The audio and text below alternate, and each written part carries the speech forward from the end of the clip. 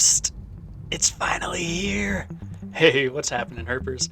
I'm Herpin Hippie, but the snakes just call me Joe, and I am finally back with May's patron-chosen video, which was for me to get out and do some night herping. And you may be thinking, May's patron-chosen video? Joe, it's July. Well, it wasn't for a lack of trying. I went out plenty of times herping at night, but earlier in May, the desert was just too dry, and all I found was possible murder weapons. So in today's video, you are going to see some of the footage from those earlier attempts when the desert was bone dry and I couldn't find anything, and then finally tonight, what we've been waiting for if you're a herper in the Southwest, the first hints of monsoon rolling in that finally bring the desert to life. So if seeing all of the reptiles and other cool desert wildlife I've found so far this summer sounds interesting to you, then make sure to hit the like button and come along. So I'm not herping under a new moon, but it has been a pretty cloudy night, so this is one of the first times it has really peeked through. I'm not really too sure how much that affects the herping. Let me know down in the comments what you think. Some people think on nights with full moons, or at least more moonlight, that tends to drive the reptiles deeper into hiding or makes them a little bit more reluctant to come out. And on the surface that makes sense, but I'm not sure if I've really noticed it to be true in practice. But let me know what you guys think. Anyway, besides just having a little bit of intermittent moonlight, tonight is a pretty average summer night early in the summer in Phoenix. It's pretty dry out, pretty dusty. We haven't had any rain yet. And so far, it's been the kind of night where I haven't seen many small mice or other small rodents, which aren't really anything I care about, but usually they're running around everywhere. So if even they're out of sight, my chances of finding a reptile aren't looking too good. Oh, but check it out. My chances might be a little bit better than I thought. So this doesn't last too long out here, so hopefully the snake that shed this skin isn't far, but this is definitely some snake shed. I'm going to try to reach in here without getting bit by anything. It is just a fragment, so maybe it is older than I thought. I was hoping the rest of the shed skin was going to be in there, but at least lets me know that there are snakes in the area. Looking at the just size of the scales, I can't make out too much of a pattern. My guess is this probably came from a king snake, just kind of based on the size. But let me know what you think the shed could have belonged to, because based on the snake that I find later in this video, it might not have belonged to a king snake after all. And what's this? Is it an egg? No, but that's what some poor snake might think it is. We have a golf ball because, for some reason, these are all over the desert. And I checked, they aren't falling from the trees, but this is how you can tell this video is from earlier in the summer. The ironwood was still in bloom here, and check out just all these beautiful purple flowers all over it. They're really pretty while they last, but sadly they are all long gone at the time of editing this video. They have been scorched away by the sun, and you would never guess that these now brittle, tall gray bushes were covered in pink flowers just a few weeks ago. But just because those flowers are still hanging on for life and are out here, it doesn't look like the reptiles are. I've been out here for a couple hours now, and other than that mouse and the snake shed, I haven't really found anything worth showing you guys. So I don't know, I might be calling it a night here, or just kind of calling it here in general for a while until we get some rain, or at least some low pressure to fool the reptiles. And I'm thinking we might get some rain coming our way, or just something to up my chances of finding a reptile, because I'm not finding anything. But maybe I shouldn't have been complaining, because just a few minutes later I found something, but it might not have been something I wanted to find. It's probably nothing and just fell off of somebody's truck, but let me know what you guys think. Alright, do we have any snakes under here? I don't know what any of this stuff is, but the hammer makes it all feel sketch. Looks like I'm not sure if it's meant for tile, but in my mind is like a hammer for ripping up tile, which would make sense because I have seen big piles of just tile dumped out in the desert, but I don't see that around here. I just see these two kind of pieces of scrap wood. Unfortunately, not a reptile in sight, and just a plausible murder weapon. Nice. So the trail I was on just intersected the road, so I'm going to cross here, but first I figured I'd walk along the road and see if we could find any reptiles hiding out in these bushes. So far, not finding much, except for, ooh, would you believe it? Got another golf ball. This one makes a little bit more sense to me because it's close to the road, it's not just out in the middle of the desert. But still, how? How do they get here? I know they don't really float, but do they get washed to weird places by the rain when we get heavy rainstorms? Or are birds out here dropping these? I don't know. But I do think I see something shiny over on that kind of rock face over there, kind of just to the right of where the flashlight is pointing. It could just be a fleck of something shiny in the rock, but sometimes tarantula eyes also really throw the flashlight light back at you, so I'm going to go over there and see if it might be a big spider. Well, if it was, I'm missing it now, because this is right about where I was getting that reflection from, and I'm not seeing anything. Which makes sense because just like the reptiles, the tarantulas are also waiting for the monsoon to wake up. But I did find, I kid you not, another golf ball. I think that's what this is. I don't even know how long this one must have been out here to get into this condition. That's it, I'm calling it. If it's too hot for the golf balls, it's too hot for the reptiles. I'll see you guys when the monsoon comes.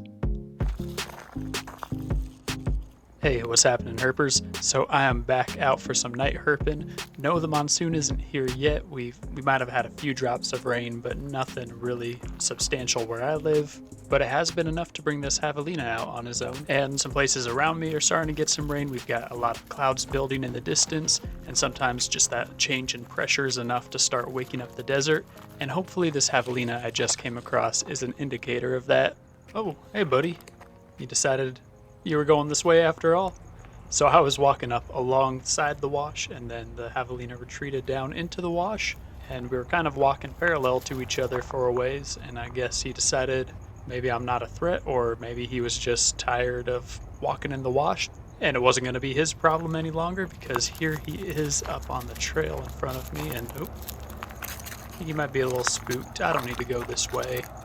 And now he's in a full trot, kind of running away from me, but still looking over his shoulder. Yeah, I don't need to go this way. I'm going to turn around and see what else there is to find and not stress out this javelina anymore. Oh yeah, I can feel it. We are going to find something tonight. The desert is already feeling so much more lively. You can probably hear it. There are just more bugs out. There's a little bunny in the crosshairs of the flashlight. And it hasn't really rained more than a few drops, but it is really humid out, and I can just feel it. We are going to find some sort of reptile soon. I keep hearing rustling just ahead of me in the grass alongside the trail. I'm pretty sure most of it's just mice. Oh, guys, check it out. Check it out. That is huge. I thought that was a king snake, but that is too pretty to be a king snake. Check out the speckling on it. That is definitely going to be a long nose. Hey there. All right, come this way for me. Let me show the camera how pretty you are. Check him out. Those scales look so cool just sliding through my fingers. So this beautiful snake is a long-nosed snake. Obviously, he is non-venomous. I wouldn't be touching him like this if he was venomous. And in my experience, long-nosed snakes are usually pretty friendly. I've never been bitten by one, but this is the biggest one I've ever seen, so I wasn't too sure what to expect interacting with him.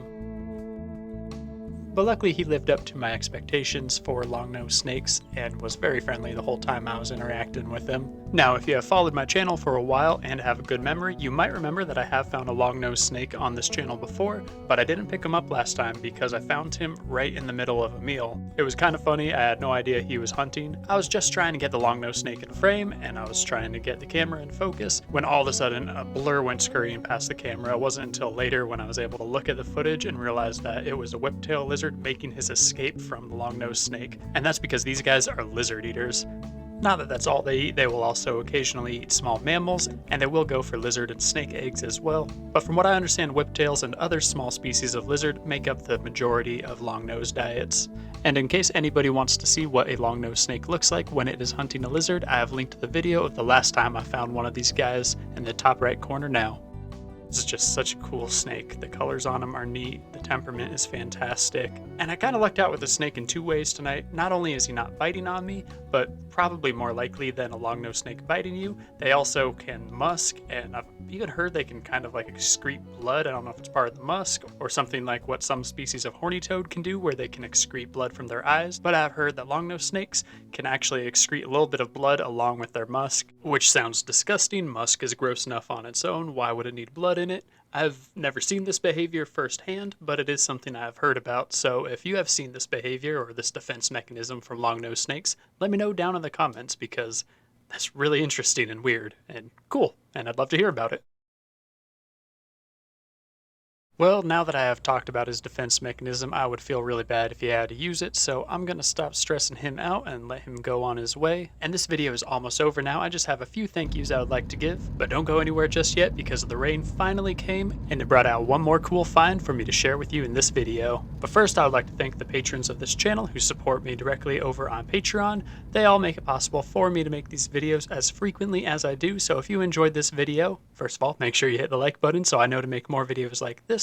But if you really enjoyed this video and really enjoy my channel and would like to help me make more videos like this, then you can help me do so by becoming a direct supporter over on Patreon for as little as $3 a month. That $3 will help this hippie keep herping, and it will get your screen name in the end credits of all of my full videos, as well as give you early access to some videos and exclusive patron voting rights for one video topic per month. And did you see that? I just saw a little amphibious friend trying to cross the road. Let's go see if we can find him. He was crossing from the side I am on to the other side of the street. I'm trying to pass him a little ways, but he should be back here.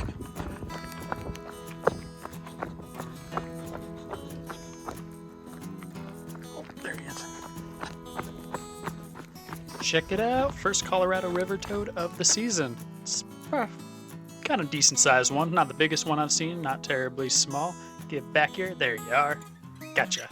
Anyway, I'm gonna get little dude off the road, and while I do that, I would like to get back to thanking the patrons that make this channel possible, starting with my head herpers, Allie Ward, Amanda Lynn, Deborah Torgerson, Jane Cabin Girl, JCH, Lindsay Justice, Loki and Thor, Sierra Sicard, and Tiffany H.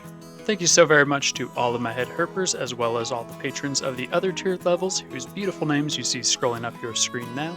And of course, thank you again for making it all the way to the end of this video. It means a lot to me, and it lets me know that I should make more videos like this in the future. So if you enjoyed this video, I'll remind you one last time to please hit the like button. And with that, I hope you have a fantastic rest of your week. I hope you have better luck herping than I did early in the season. I really hope you don't get framed for a murder because your fingerprints were found all over the murder weapon in the desert. But most of all, I hope that you just keep herping. Gotta go up the hill.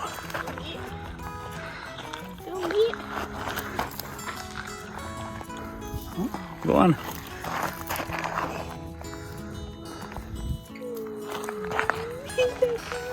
Yeah, that's where you want to go. See you next time.